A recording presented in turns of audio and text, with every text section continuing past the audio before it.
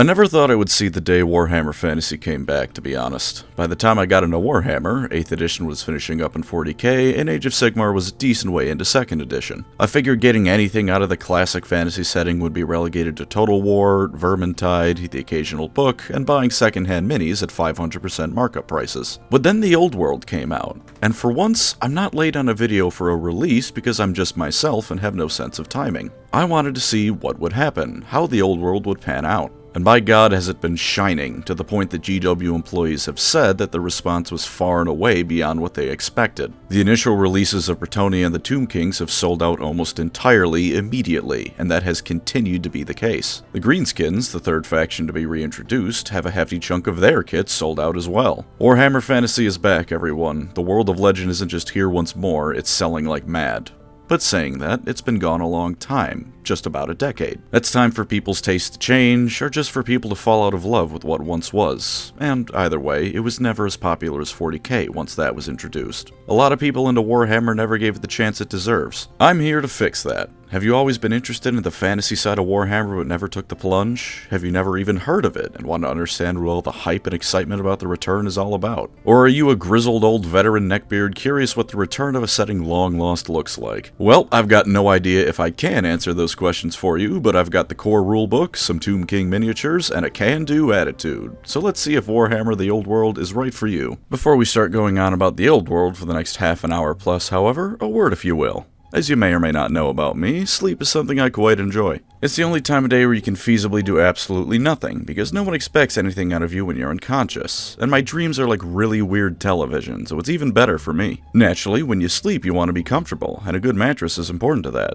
Luckily, this video was sponsored by Helix Sleep. Helix makes mattresses, but not just any mattresses. Helix mattresses are like Prometheus coming down from Mount Olympus to give us fire. They change your life forever. They're premium mattresses, customized to fit your needs as a sleeper, and rather conveniently, they're shipped right to your door. They're customized perfectly to you because before you purchase, you just take the Helix Sleep Quiz. Now, being a former student and teacher alike, I understand if the idea of taking a quiz to sleep sounds like something right out of hell, but I promise you, there's no studying or required reading for this one. You just put in some information like do you sleep on your side or your back, and if you prefer a softer or firmer mattress, and it'll match you with one perfectly suited to your needs. I ended up getting the Helix Midnight Lux mattress, which is both a very fun name to say as well as supremely comfortable. I opened the box and set up the mattress. I've had it set up for a week now and it's great. It's way more comfortable than what I had before, plain and simple. Comfort at the end of the day is the most important thing to me when it comes to a mattress, and I'm happy to say Helix didn't disappoint. It didn't disappoint Athena either, which is good because I'm pretty sure she starts panicking if she's not in the same bed as someone, so it's nice to see she's as comfy as I am. Getting a Helix mattress is almost as great as using one too.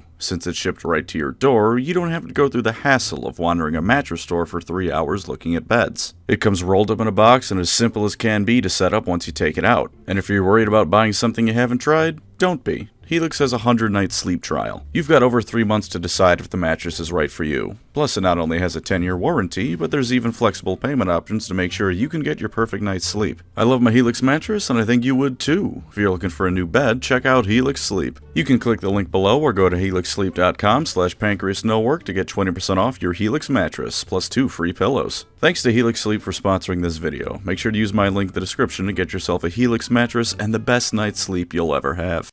Now then, it's time to discuss the original Warhammer. As a forewarning, I had a bit of a balancing act to perform with this video. I wanted to make sure I got all the lore across that you need, and also, I am this GIF when it comes to Warhammer Fantasy. But I'm also trying to make this even more so than my usual stuff as a primer, a sort of, hey guys, what's the old world all about? What are the basic pros and cons of it? That sort of deal. So as a reminder at the start here, you can skip ahead to the pros and cons. They're timestamped in the description, and you can probably see them segmented in the play bar of the video. If you want to have lore vomited all over you, just sit tight, we're going to start that soon. But if you just want to see if this game sounds remotely interesting, just go on and skip ahead. It'll only hurt my feelings a tiny bit, I get it. Warhammer the Old World is Warhammer Fantasy brought back to life and set a few hundred years prior to the timeline of the original fantasy setting. Much like in 40k, the old ones in the time of prehistory were doing their thing, being super powerful magical beings of which we know almost nothing about. Instead of very pointedly refusing to help the Necrons overcome their space cancer, however, here they were looking for something else they found in what would become the Warhammer world. Before their arrival, it was a cold world of dragons and savage races races we will never know the names of. Then the old ones plopped down, decided this was as good a place as any to set up shop, and moved the entire damn thing closer to the sun to warm it up. The dragons and everyone else naturally did not like this, but their compliance was never a factor. They immediately began reshaping the world to their liking, creating the race of the lizardmen to see their will done. 2 massive portals were built to allow them to ferry materials and magic into the world for them to use, one at each pole. They created the Slan, massive fat toads who are so intelligent and magically powerful they mold the world like clay. Just to give you an idea of what these fat bastards can do, let's jump ahead a bit. Once upon a time, the Dark Elves were invading the Lizardmen, and one of the Slan naturally wasn't a fan of this. To counteract the invasion, he decided to create a mountain range between the Elves and the Lizardmen. One moment there were no mountains, the next there were mountains. Powerful indeed.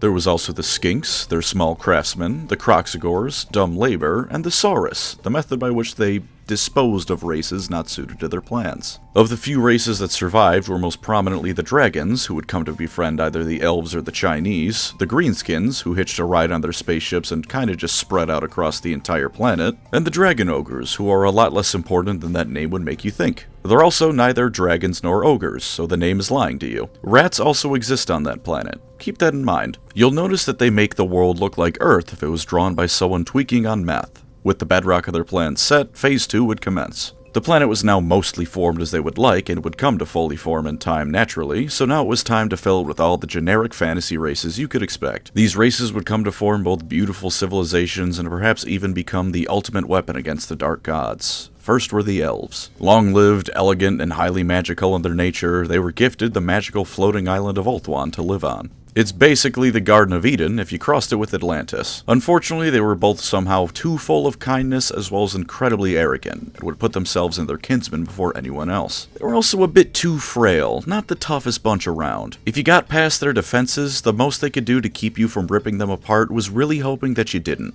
And at the heart of every elf, deeper than their love for the world, was a lust for glory and greatness in battle that would lead many of them to a dark path. So since the elves weren't perfect, it was time for the next bunch, the dwarfs. That's dwarfs, by the way, not dwarves. They were the opposite of the elves. They were devoutly loyal to their kinsmen, of course, but would always do what they saw as right before anything else. They were stubborn and unyielding, both to better keep themselves protected from Chaos's lies and to help them club to death anything that tries to bother them. But they weren't made so warlike as the elves that they would seek out glory in battle if it wasn't required. They were smart and industrious, building massive mountain homes and great technologies alike. And they were made to be so awful at using magic that it was drained by their very presence. All the better to fight the magically made demons of chaos. Unfortunately, being stubborn not only meant that their technology and society advanced at a snail's pace because new things bad, but also that calling one of them an asshole would start a generations-long war as they sought to avenge the slight. Not being able to use magic also ended up as more of a hindrance than anything, because while being resistant to spells is nice, being able to wipe out a regiment with a fireball is even more nice. So while the elves and dwarves are both wondrous creations, they weren't the ultimate weapon the old ones wanted.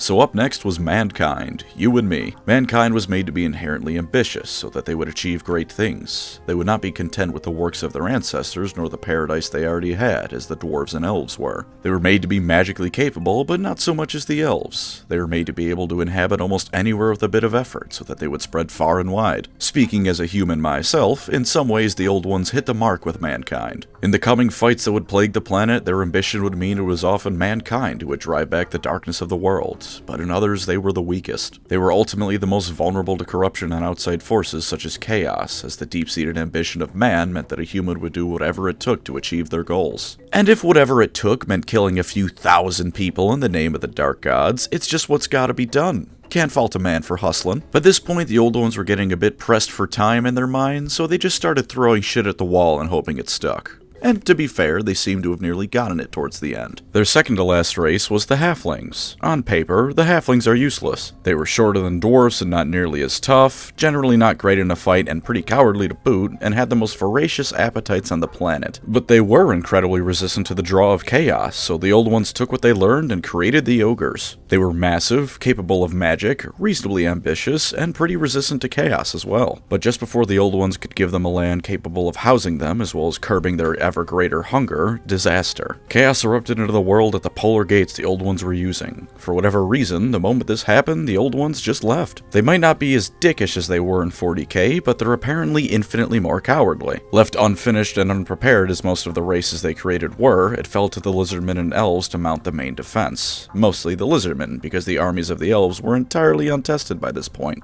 Across the world, billions of lizardmen fought billions of demons. The races of the Old Ones, for the most part, were sidelined this early on. The dwarfs, for the most part, closed the doors to their mountain holds and just waited it out, although their ancestor god Grimnir decided to take up a part-time job as Doom Guy and march directly into the realm of chaos to murder demons forever. To be fair to them, he did lead an army of a bunch of dwarfs, though to not be fair to them, there was still a whole lot more dwarfs who just sat in their mountains and did nothing. Mankind was all over the place, with the ancestors of some factions fighting alongside their gods against chaos, while others hid in caves and waited for the scary things to go away. Many mutated into the vile beastmen, who would hunt any who entered their sacred realms. Their sacred realms, of course, being anywhere with more than 0 trees per square mile. And the ogres and halflings existed.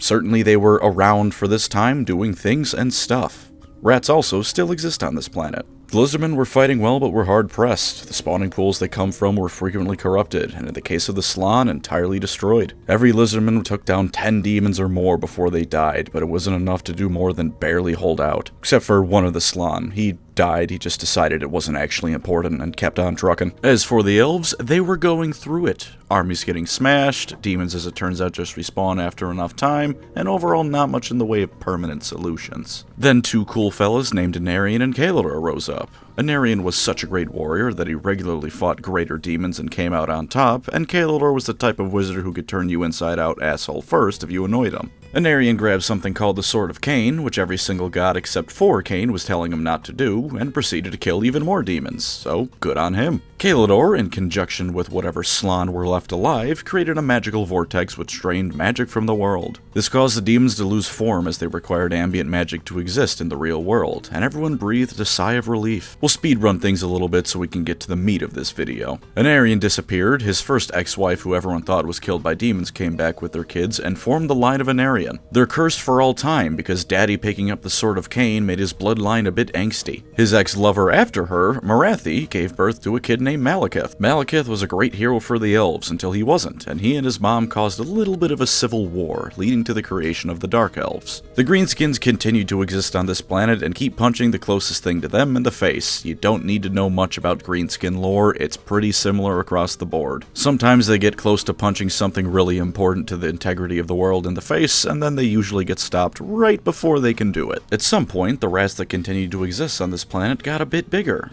Actually, a whole lot bit bigger. So big, in fact, that they learned how to use magic, eat magical hell rocks, turned those rocks into crack, and outpopulated every other race on the planet. These are the Skaven, and their history can be summarized as this. They spend all their time fighting each other until they very briefly unite, during which time they will devour everything that gets in their way until they cock it up. Rinse and repeat that cycle for all of their recorded history. As for humanity, in not Europe, they were still hiding in caves. In not China, they were forming a kingdom under the guidance of the dragons who didn't shack up with the elves. And in not Africa, they made not Egypt. It was good for a while. A really cool dude named Setra conquered most of the world, and overall it was pretty prosperous. Then a real piece of work named Nagash came around, caused some shenanigans, and turned all of the not Egyptians into skeletons and mummies. This, if anything, made them more powerful, because now when you kill them, they just respawn and come back to kick your ass while you're weakened. Nagash also invented necromancy, created vampires, and generally lessened the quality of life on the planet for all time. Such is his power. Nagash was defeated by a man named Al-Khadizar, as well as Skaven wizards blasting him in the face with magic every time he tried to lift his sword. He comes back every now and then to make things worse for people, only for him to be sent screaming back to hell. Somewhat relatedly, Malekith and Morathi weren't done causing a good 80% of the woes in this world. They decided that a fantastic way to get more high elves killed would be to make the dwarfs do it. So they sent some dark elves disguised as high elves to raid a bunch of dwarf caravans. The dwarfs and high elves were friends at this point still, so the dwarf high king just sent a diplomat to the elf phoenix king to be like, yo dude, what the hell's this all about? The phoenix king of this time was a colossal moron, so he tells the dwarfs to piss off. They demand gold after this, whereupon the Phoenix King shaves the beards of the dwarf diplomats. Because the only thing dwarfs really care about are gold and their beards, this leads to Fantasy World War II as the dwarf and elf empires go to town on each other. They bankrupt themselves, kill millions, and generally make things worse for each other. The dwarfs ultimately win the war, though it's quite the Pyrrhic victory. Malekith invades Ulthuan on, forcing the elves to recall their colonists, the Phoenix King of the elves was beheaded by the dwarves, and generally everyone is worse off. Some of the elven colonists decide they quite like living in a magical forest though, and stay behind to become the Wood Elves. They are insane. The High Elves then enter a pattern of recovery and getting their dicks flattened every few hundred years. The Dwarfs, meanwhile, enter a pattern of things constantly getting worse every few hundred years. For instance, the Slan decided the feng shui of the mountains wasn't quite right, so they moved several of them around a little bit. Because the dwarves lived in those mountains, this is not great for the structural integrity of their homes. The Skaven, meanwhile, built a machine to hollow out entire mountain ranges. It blows up, which still hollows out mountain ranges, and kills both most of the Skaven and a lot more dwarfs. Now most of their homes are filled with man-sized rats and goblins. Some of them also wandered a bit too far away and got cut off from their gods, becoming the Chaos Dwarfs. They make weapons and magical runes like normal dwarfs do, but evilly and with slavery. You don't need to know much beyond that because they unfortunately don't get up to too much. Eventually, a cool guy named Sigmar is born. He likes killing chaos and orcs. He's so good at killing orcs, in fact, that the dwarfs swear eternal friendship with the nation of the Empire of Man that he forms by uniting almost all of the not-Europeans. He also beat up the resurrected Nagash at one point and halted the first ever major chaos invasion of the world since they broke into reality in the first place. After 50 years of ruling, he decided it was best to leave his nation to its own devices, or he just couldn't be bothered to do it anymore. It's unclear. The Empire of Man becomes the not Germans of the land, and in time the mightiest human nation in all the world. Because Sigmar had no known children, a system was put into place where the rulers of each of his provinces of the Empire would elect the Emperor to lead, with these nobles becoming known as the Elector Counts. For the not Europeans who didn't unite the Empire of Man, we have three major other groups. First is Kislev. Kislev is a mixture of every Slavic country ever, mostly Poland and Russia.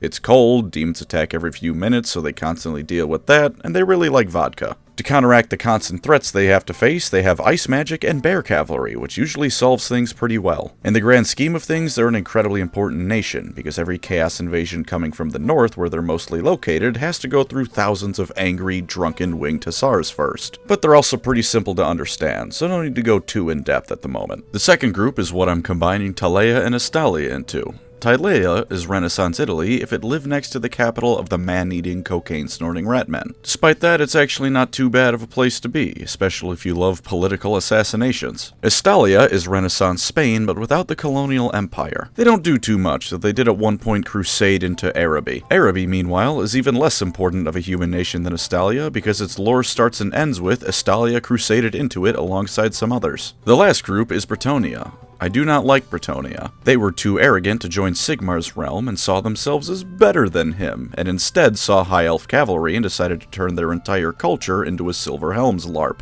They spend their time oppressing their peasants, molesting horses, drinking elf goddess bathwater because they think that their god isn't just an elf goddess playing their whole culture like a fiddle, and being manipulated by the wood elves. They took almost 1,000 years after the time of Sigmar to become a proper nation, and ever since then they have very purposely refused to advance past the medieval era. The only good Bretonnian is their founder/ghostly guardian Giles Le Breton, the Green Knight. This is in part because the only potentially good Bretonnian is a dead one. If you collect this army, I think less of you. At one point, vampires decided the Empire was as nice a place to set up shop as any, so they took over the province of Sylvania, which somehow made that shithole state a better place to live in. The Empire goes to war with them every now and then. There may only be a few vampires, relatively speaking, but they can raise thousands of undead at a moment's notice, so they're still a proper threat. Finally, we have the Norskins. They're Vikings. Some of them wandered up there on their own, the rest were driven up there by Sigmar after he killed a whole lot of their ancestors. Most of them worship the dark gods and are generally not nice folk. Some of them are so good at being Vikings that they bolt cursed armor to themselves and use it to be an even better Viking.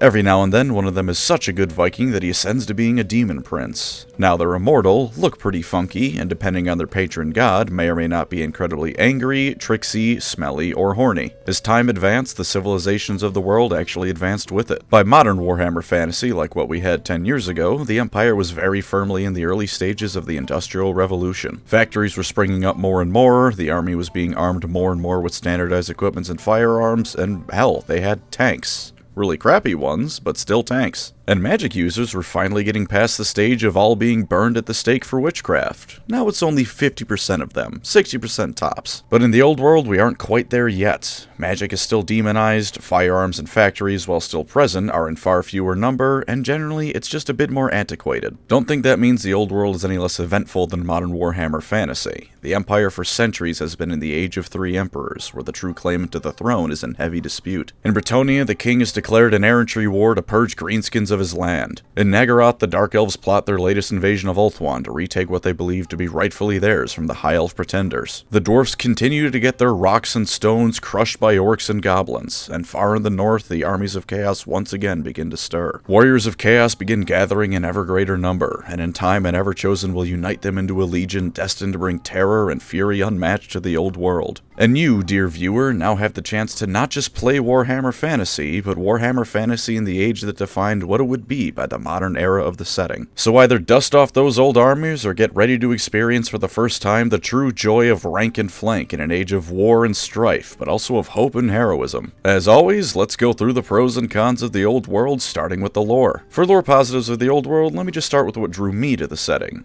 Full disclosure, I prefer fantasy to sci-fi, but the fantasy's gotta have some kick to it for me to really get into it. Like Dark Souls, where the kick is the enemies, boss, and setting as a whole kicking you to death at every chance. Warhammer Fantasy's kick to me, and by extension the kick of the old world, is that it goes out of its way to explain every single aspect of its setting. Given that fantasy was originally designed by history major fantasy nerds, this makes sense. For example, I'm sure you know that elves and dwarfs don't get along a lot of the time. Normally, if you asked your D&D DM why, they might say something along the lines of, because they're elves and dwarfs, and you're supposed to just accept it as how things are supposed to be. A slightly more savvy DM might say something about how the elves and dwarfs have racial differences that just means they're not the best of friends. It takes a lot to get them to get along. In Warhammer, the reason elves and dwarves dislike each other is because of a decades-long conflict brought about by diplomatic incompetence, sabotage by a rival power, each of the races being incredibly long-lived and therefore having much more vivid memories of the wrongs done to them, and cultural differences that had been boiling away in the background up until the conflict broke out. This conflict, by the way, the War of Vengeance, has an entire trilogy of books dedicated to it, and that's my second related major praise for the setting. If you're curious about an aspect of it, you will find absolutely no shortage of content about it. The Rise of Sigmar and the Creation of the Empire has books, Nagash's Rise specifically has books, the Civil War between the High and Dark Elves has books, and you know, this is a video about the old world and fantasy, but let me complain about 40k for a bit.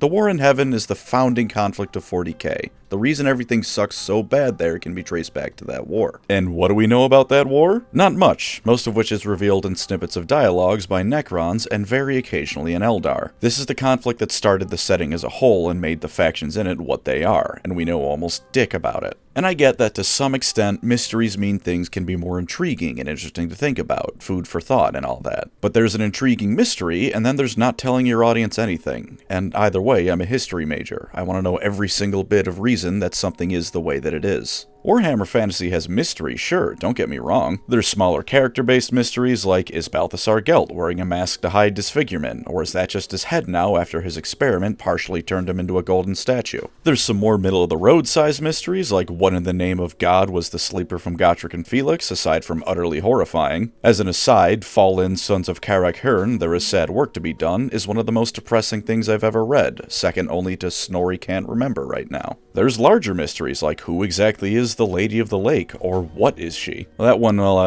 doesn't really count as a mystery anymore after the end times revealed it, but I'm hoping you get my point. For the most part, if you have a question about an event in the old world, it either has entire books written about it, or it doesn't because it doesn't need those books, since all there is to tell about something can be told in some lore paragraphs. Another great thing this setting has going for it is that everything in it has some sort of unique flair to make them stand out a bit more from any counterparts in other media they might have. Perhaps the most influential thing to come out of Warhammer Fantasy is orcs being green. Yeah, this setting is the reason that's popular. The whole mushroom football hooligans never really spread out of Warhammer, but the color sure did. For some more low-key stuff, the Dowie of Warhammer may be pretty standard fantasy dwarves, but they do have their key features that make them different. For one, they're industrious beyond any other. Usually dwarven industry and craftsmanship is relegated to stuff like making really good weapons and armor, and their short stature hides some pretty intense musculature. Warhammer dwarves have that, sure, as well as the mandatory alcoholism and beards, but they're built wider than they are tall, and their industry isn't just making top-tier swords and shields. They have cannons. multi-barreled cannons, cannons that shoot fire, handheld rocket launchers. They have helicopters and flying blimps they use to rain fire down on their enemies. They also have long memories. Long memories they use to keep note of every single person who has wronged them so they can later beat the shit out of them for wronging them. The Wood Elves of Warhammer, meanwhile, are of course tree-loving hippies, but they're tree-loving hippies who live in a time-warping eldritch forest who are equally likely to eat you alive or throw you a feast and let you walk free, usually before a living tree eats you alive instead. And to relate to my last point, yes, there are extensive explanations as to why all these factions are the way they are. Another positive for the setting is that, like I said before, it advances. The Empire in the time of the Old World is in the midst of a bit of a power struggle. The dwarves at this time are shortly before a period where as a whole they get massively reinvigorated to retake their lost territory rather than waiting out the end of the world. The High Elves at this time are beginning to realize they too can't afford to sit on their island of Ulthuan being all superior and elven. They need to tie themselves to the other factions of the world in order to survive. As I said before, this era of Warhammer fantasy was a pretty foundational one for what the factions of modern fantasy would become. Most of them anyways. Bretonnia stays in backwater medieval stasis for all time until their rightful execution. So the truly big advancements and changes in these civilizations does come after the Old World, but you can see how these things begin to play out. Besides, the Empire of Man didn't start as it is now. In the beginning, iron swords were the pinnacle of technology, and most of them lived in fur clothing and tents as barbarian tribes. But they changed, they advanced, and that's something pretty unique from the medieval stasis most fantasy settings live in. For all that matter, being able to play in this time period is its own positive, especially for fans of the old fantasy era. This is basically the Horus Heresy for Warhammer Fantasy, so we're hopefully likely to see things such as the foundation of the colleges of magic in the Empire, Thorgrim's rise to power and the Age of Reckoning starting, and the High Elves truly reaching out to the world rather than just sending an army out every now and again before going home. The timeline shown in the core rulebook ends about 100 years before the Great War against Chaos and Magnus the Pious ending the Age of Three Emperors, but depending on what GW has planned, we may either see these things play out or the build up towards them.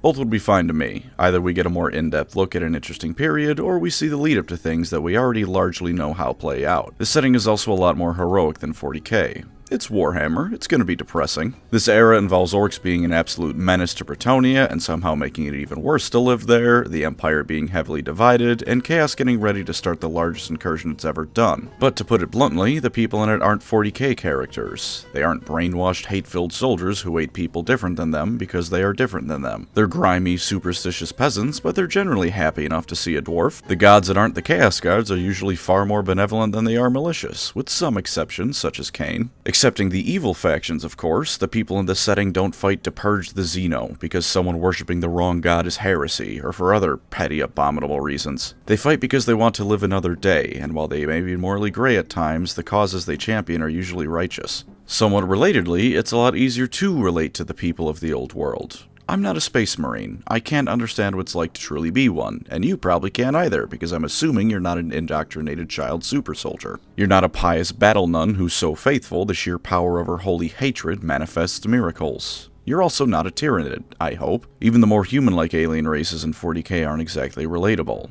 An evil goddess my great-grandpa brought into being doesn't have a grip on my eternal soul, even if I can understand doing some rather extreme things to keep myself from falling victim to her. I am not biologically built for fighting and winning. If anything, I'm biologically built to be dead, and it's only thanks to modern medicine I haven't died by age 3 tops. But some dude living his life in a small town just trying to get by, only fighting because the other option is to let beastmen ruin everything he knows? Yeah, I can relate to that. Kind of. Maybe it's just my bias, but I think the non-human races are easier to relate to as well, even the evil ones. The Gotrek and Felix books make a point of talking about how the dwarfs truly are alien to the human thought process with how they think of timescales and their grudges, which is true. But I can also understand how they view things, even if I can never appreciate the why, if that makes sense. Given the context of how the lore builds them up, I can sort of understand why something as minor as forgetting to fully repay them for a loan puts you on Santa's naughty list forever. The Dark Elves may be hedonistic, evil warmongers, but some of their grievances against the High Elves make a small amount of sense. Malekith certainly doesn't deserve to be Phoenix King, but given how popular and devoted to Ulthuan he was, I can understand many people being bitter over him not being given the throne and trying to help him claim it. And while they are evil, it's an evil you can understand where it comes from. They're the idea of elven superiority taken to its horrible conclusion. If you truly do believe you are objectively the best and everyone else is at most vermin, who cares if you're evil to them? Be as much a slave-driving warmonger as you want. I don't agree with the viewpoint, but it's a viewpoint I can see how they reached. Hell, the High Elves are an island-dwelling nation that, while still strong, are far past their prime and watching as the world passes them by in relevance.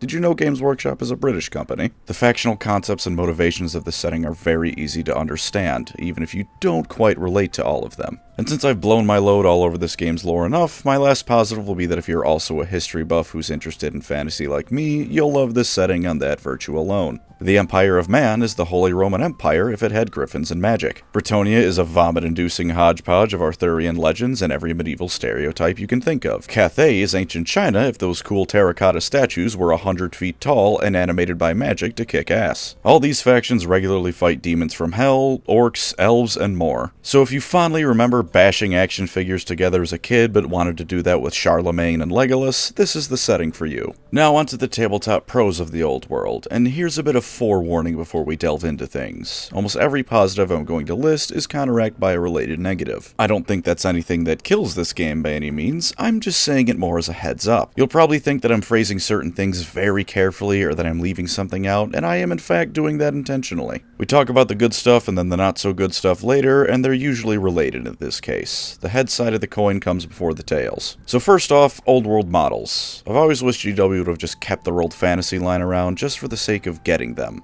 Well, now I don't need to be sad about that for the most part. The models of the old world are naturally old Warhammer Fantasy models. There is now no need to have to rebuy old orc boys for a 300% markup on eBay. You could just buy the orcs again as they are. As more factions are added once again to the range, you can expect this trend to continue on. I believe the dwarfs are up next as of the time of recording. So if you ever wanted to get yourself some vintage Warhammer minis, this game is full of them. As for the models themselves, there's two positives I'd like to put in the pros about them. For one, the new ones they're releasing look gorgeous. The Tomb King on the Skeleton Dragon, the new Ungrim Iron Fist model, even the new Bretonnia models look fantastic, I have to admit. And for two, the models are all designed to fit together very well. I don't mean on a thematic level, although that is of course true. I mean literally fit them together. Fantasy is a square-based rank and flank game after all. Sometimes fitting models on the board or the shelf can be a pain in the ass, especially if one or two of those models have bits that extend pretty far off the base. Well, since old world models are all designed to be conjoined at the hip in a unit, they don't have this problem. Sure, it does mean if you're a fan of some of the more outlandishly posed models of 40k and AOS you might be disappointed, but you can have a much more orderly looking, easy to store force with these ones. The meat of your army is also going to be a fair bit simpler on average, I'd say. It'll generally be ranks of similar looking infantry, so painting and assembling them will usually be a pretty quick task. Few models are over-designed to hell and back, and most of those are the outstanding leader characters. And even if they're not posed in the most dynamic way, they're still undead skeletons or magical orcs. They're still fantastical, even if they're not waving their arms all over the place. As for the game itself, here's where the positive before the related negative thing is really going to be obvious. If you want a proper, complex game of Warhammer and wargaming in general, this is for you. And let's be honest, there is absolutely a market for that. Paradox games exist where people blow their load because they just unlocked a 2.5% research speed buff, and that's apparently huge. For example, Initiative has made its return to the fantasy side of things, among other stuff, so there's another layer of just pure stats to consider in your army. But for some more complex gameplay examples, did you know that the strategy and movement phases have 4 sub-phases each? There are in-depth diagrams and explanations on how exactly to order your models in your unit when they start fighting, as well as how models that move into place to replace fallen ones cannot fight yet, or how that happens. This is all to say nothing of how templates of various sizes and shapes have returned, and there's a general feeling going through the core rulebook of this game is complex as fuck. There are explanations for exactly how flanking works down to the degrees of field of view a unit has. If you want to break out your true tactical genius and use every single possible maneuver you can think of with all of them having some rules usage, this is the Warhammer game for you. But that doesn't necessarily mean it's a boring game with nothing but infantry blocks and crap. This is still Warhammer, after all. The Tomb King starter box comes with a skeleton dragon in it, and all their other constructs are here to play too. Now you don't need to go to Total Warhammer to jam a sphinx down someone's throat. You can do it in person. The greenskins are of course orcs and goblins, and therefore all of their models are fun, but special shout out to both the Bone Grinder Giant and the Troll Hag. The Giant is just unga bunga big model in classic Warhammer fantasy style, and the Troll Hag is something I can't show you uncensored remastered on YouTube. It is god-awful to look at in the best possible way. And the scale of this game is probably my favorite of all the Warhammer games, which is something that's both a setting and gameplay pro. 40k is a sci-fi setting where the background battles have millions of people in each army, and AOS is the same but in Fantasyland. Every tabletop battle you play has the implication that in the lore of the battle, there's probably a couple 100,000 people immediately off-screen. But in fantasy, what you see on the tabletop is what would be fighting in the context of the setting. It's only a single Renaissance-era fantasy world after all. There are, of course, the occasional epic-level battles of thousands of elves fighting hundreds of thousands of demons or beastmen, but for the most part, what you see is lore-accurate scale. Also, since the ogres are a legacy army, more on that later, that means that as far as I know, the only major army with multiple wounds being the standard isn't really anything to worry about. So hey, if you know what you're doing, individual combat encounters won't take too long, all things considered. The majority of your army is only going to have one wound a pop, so getting that all taken care of won't be too big a task at all. That's not to say there's no massive monsters or heroes with tons of wounds and damage potential, but for the most part, it's going to be blobs of infantry fighting other blobs of infantry. And last tabletop positive is that in some ways, this is the cheapest Warhammer game around. Now you better believe we'll be coming back to the other side of this coin, but consider this. The Tomb King's box at this moment is $290 before tax and gives you dice, templates, the core rules, plastic measuring sticks that you're going to throw away immediately, and just a few miniatures. 93 of them to be precise. It also has a reference sheet to play with that army as given, so even though it doesn't have the Ravening Hordes rules for the full roster, you can play with this kit immediately. It adds up to 1,250 points worth of units. Being fully honest, given everything it comes with, I don't think it's all that pricey. A version without the rulebook would be nice to bring down the cost, but it's not the worst deal ever. The Greenskin Battalion box only has minis and transfer sheets, but it cost $170 for 73 models. I'm going to be honest with you, with the assumption that also tallies up to roughly 1,250 points, I don't think that's a good deal by GW standards, I think that's just a good deal. For some more proof, you can get 36 archers and spearmen for the Tomb Kings for $80. That's just a bit more than $2 per mini. Would it be nice if they shrunk it down to 18 minis for 40, or maybe just rounded up to an even 20? Yeah, I think I'd prefer that. But for a lot of the old world kits, you get a substantial number of minis given what you're paying for them. So at least on the basic level of collecting the core necessities for your army, the old world is shaping up to be surprisingly cheap. And given recent happenings in AOS, by which I mean while I was recording this script, the beastmen were entirely removed from Age of Sigmar to be put into the old world, you can assume this game is going to be sticking around for a bit. No wasted money on a product that'll be gone in 2 years. My condolences to Beasts of Chaos players, by the way. It makes no sense that they don't just have the beastmen be available in both games like the demons are in all of them. But now come the negatives. What does this game do poorly from the setting perspective? Well, first off, the old world is a prequel to Warhammer Fantasy, so it comes with the fact that we kinda know where all this is leading to. The Chaos Warriors gathering in the north are going to launch the Great War against Chaos, and Magnus the Pious is going to style on them. The Dark Elves will around the same time invade Ulthuan, and Tyrion and Teclis will chop and fireball their way through the entire invasion force. The Skaven are busy with the Second Skaven Civil War, so they're mostly going to be out of commission for the duration of the old world. Same general problems the Horus Heresy has. It may expand on the lore, which is usually nice, but it also means we know going in how this is roughly going to turn out. There may be new revelations about existing plot points, but probably nothing substantial in terms of outright new stuff. But unlike the Horus Heresy, we have the added bonus is that this is a prequel to Warhammer Fantasy, which means the plot points this setting will expand upon or even introduce all end the exact same way. The Warhammer world exploding in a shower of disappointment. GW has stated the end times will remain canon, so everything that's expanded upon here is going to end that way no matter what. If you'll allow me to huff astronomical amounts of copium for a moment, if this game keeps doing extremely well in terms of sales, they might go down the Storm of Chaos timeline instead.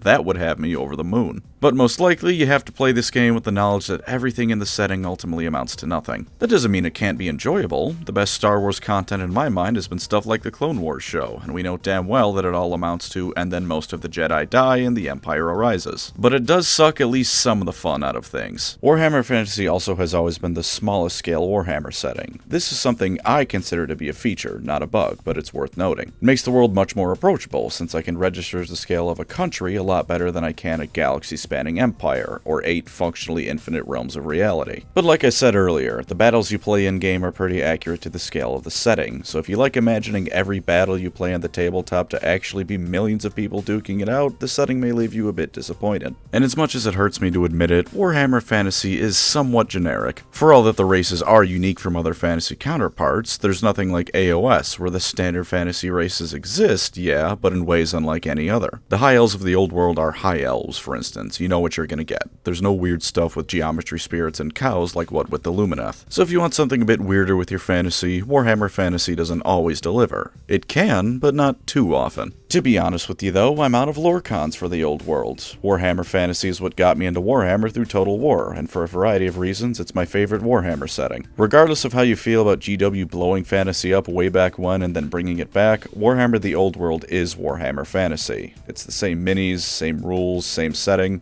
and this is a setting I'm vastly biased in favor of. As for the tabletop cons of the setting though, yeah, I have some criticisms. Let's get to the other side of all those coins now. Being generous, I said Warhammer Fantasy is perfect for those of you who want the most in-depth strategic and tactical gameplay out of a Warhammer game. Being less generous, this game is the tabletop wargame equivalent of drowning in Microsoft Excel spreadsheets. The best way I can word it is that there is no casually playing Warhammer the Old World. There is playing it non-competitively, but casually implies you can pick up a few hundred points of minis with some friends and just go to town. I cannot imagine a game of the Old World lasting less than several hours, where if things are going fast in a smaller point game of 40k or AOS, you can reasonably finish that in an hour if you really rush things through. This is of course both a time investment as well as a knowledge investment, because you will be pouring through a whole lot of miscast and misfire tables, rules for moving and replacing units, and all sorts of other things that complicate the game a bit. Again, this can be a positive, but I feel it's best to be honest about what you're getting into. War games are already the paradox of tabletop gaming, and the Old World is the paradox of Warhammer. Ignoring the setting, when it comes to gameplay, there's a reason GW switched over to Circles in Age of Sigmar. It's a clunky and at times unwieldy system to use, not necessarily because it lacks critical features, but because there's so damn many features, it's like trying to beat your opponent to death with the rulebook. Beyond that, at the time of recording this video, there are only 3 armies presently out. This is gonna date the video, I admit, because yeah, eventually all the armies GW wants to add in are gonna be there, and this criticism won't mean anything. But for the time being, if there's a fantasy army you really want to play, there's a pretty good chance you can't actually get it yet. What's far more pressing is the fact that 7 armies of old fantasy are remaining in the Legends category. As far as I understand it, that means they're not only never getting rule updates beyond what they have now, not only are they not available for matched play, but they're also not going to have their models sold again. Which is all sorts of upsetting because some of those armies include the Dark Elves and Vampire Counts. Some of the armies I kind of get, even if I don't approve of them being left out. You can still get demons from both the 40k and AOS stores, and the Chaos Dwarfs are being relegated to the sidelines even before the end times. But some of the Legends armies are some of the most influential ones in the entire setting, and they're not coming back. To cope once more, maybe if this game sells well, GW will realize they're missing out on potential profit and add them in. But for the time being, don't expect Malekith or Morathi to return to their old world incarnations. Now, let's return to pricing. I meant it when I said that when it comes to collecting models either for getting the core of your army or just collecting them, this game is cheap.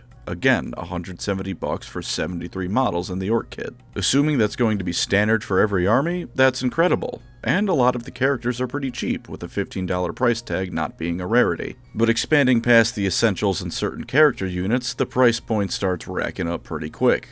$50 for 5 Orc Biggins, $75 for 5 Mounted Yeomen, $110 for 5 Ogres. Sweet Christ, who thought this was acceptable? Some of these kits are absolutely overpriced, there is no way around it. The giant I mentioned earlier is the worst example to me, because the Sons of Behemoth are an entire army of giants in Age of Sigmar, and their most expensive models are $20 less than the $230 price tag this guy has. They also look infinitely less shit. When you start expanding past the bare essentials for an army, the cost can certainly rack up. And even having said the core stuff can be pretty cheap, let me go through the Tomb King's reference sheet the starter box has. Like I said, it's 1250 points. That's a decent amount, not a small army by any means. The thing is, 335 of those points are in the Hierophant and the Skeleton Dragon. A quarter of this army is in the big centerpiece model. There's a reason these games are called rank and flank beyond the square bases. You have massive ranks of infantry walking up the board, and you've got to pay for those dudes. The Skeleton Spearmen are 115 points for a regiment of 20, and the Archers are 85 for 20. The Skeleton Cavalry are 122 points for 8, and the Horse Archers are 94 for 8. Depending on how you set up your Old World army, you can potentially expect to pay a lot for what on their own are not too pricey kits. And of course, there's the time investment of assembling, painting, and just playing and moving all these hundreds of models. In the Old World, almost every army can be the equivalent of a 40k or AOS Horde army. Expect your Old World games to be a fair bit larger than AOS games or 40k games in pure model count, a model count you're going to be paying for in a variety of ways. Again, it can be done cheaply, but can be and will be are different things. And my last tabletop criticism is the models themselves. Once again, I meant it when I said it's nice to be able to collect these old models again. If nothing else, I don't think I was able to find Setcha for less than 150 bucks on eBay, and now I can grab them for 60. That's great. But these are old models. Some of them hold up alright. The Orc Boys, I think, are just fine. Others, though, oh boy, those Orc Biggins are pretty pathetic looking. I'm pretty sure they're smaller than the regular boys, and either way, they definitely look less intimidating. They're supposed to be the biggest lads in the tribe, short of the boss and maybe some black orcs that are hanging around, but they look like they haven't eaten in 3 months. These guys need an update, which is a shame to be saying for a game system that's technically less than 6 months old. And worst of all to me is the sheer amount of metal models. I'm going to tell you right now, I hate them. Most of what you'll be using is plastic, at least for the mainline infantry of your faction. But let me tell you, from the bottom of my heart, how painful it is putting Settra's model together. The horses are plastic, but everything else is metal. So you put the horses together, and it's fine. And even putting the chariot together, as well as Settra himself, is fine, as long as you've got some superglue handy. But gluing the chariot and the horses together is 7 layers of modeling hell. They refuse to stay together. I thought it'd be a great way to start my Tomb King's army. Put Settra together first to lead them. After all, he is Settra the Imperishable. If you have him, assembling anyone else before him is an insult to his glorious name. But I've practically drowned the chariot in superglue, and the chariot bits that connected to the horses just refuse to stick. Maybe it's just a me problem. Maybe I'm not worthy to assemble Settra after all the Nagash propaganda I've been pumping out. But if this is anything remotely indicative of what other metal models are going to be like, you're in for suffering. Also, painting metal models just kinda sucks. I painted a model for my dad once, not a Warhammer model, just a Demogorgon one since he likes Stranger Things, and painting it was unpleasant. With how prevalent metal is in the Old World, you're gonna be dealing with that a lot. All that being said, do I think the Old World is worth getting into? Absolutely. This is beyond all other things the original Warhammer. When GW envisioned how to play the game, this was it. And it's just a phenomenal setting full of character and life. Sure, it isn't perfect, not by a long shot, but if you want something with this level of complexity, or are willing to put in the work to acquire that taste, absolutely get in on it. At this point, the worst thing I can say about starting to get into the Old World is that the models are selling so well that they're consistently out of stock, and that genuinely makes me kinda happy. I always assumed that when it comes to tabletop, Warhammer Fantasy was gone, that Total War and Vermintide were all that was left, and that when this game did finally launch, it would launch to mild interest at most. Clearly, it hasn't. The Old World is back in style, and if even the orcs are selling out after the game has had some time to be out and in people's minds, I've got high hopes that this will continue. Thank you as always to my wonderful channel members. You were the Warhammer Fantasy to my Old World, the foundation upon which all of this is built. If you'd like to support the channel, feel free to subscribe or become a member. Either way, thank you for watching, and take care out there. Fellas, please pray for my soul. I've not only played more Siege than 0 games lately, but I have considered reinstalling Dead by Daylight on my PC. I already have diabetes, and at this rate my blood pressure is going to be as high as my blood sugar gets sometimes. It just tempts me. Every now and then I see it and it tempts me to start playing it again. Please, I beg of you, get me the help I need. Also, if you play Leatherface, I actually hate you. I'm sure some high-level players will laugh because he's actually garbage, but I'm afraid I only have a measly 700-ish hours, which for DBD is barely anything. For me, playing against him involves loading up a match, and then some asshole with an instant kill attack, lethal pursuer, and barbecue and chili instantly owns it on my location and facecamps me for 3 hours straight. Truly the most exhilarating gameplay experience of all time.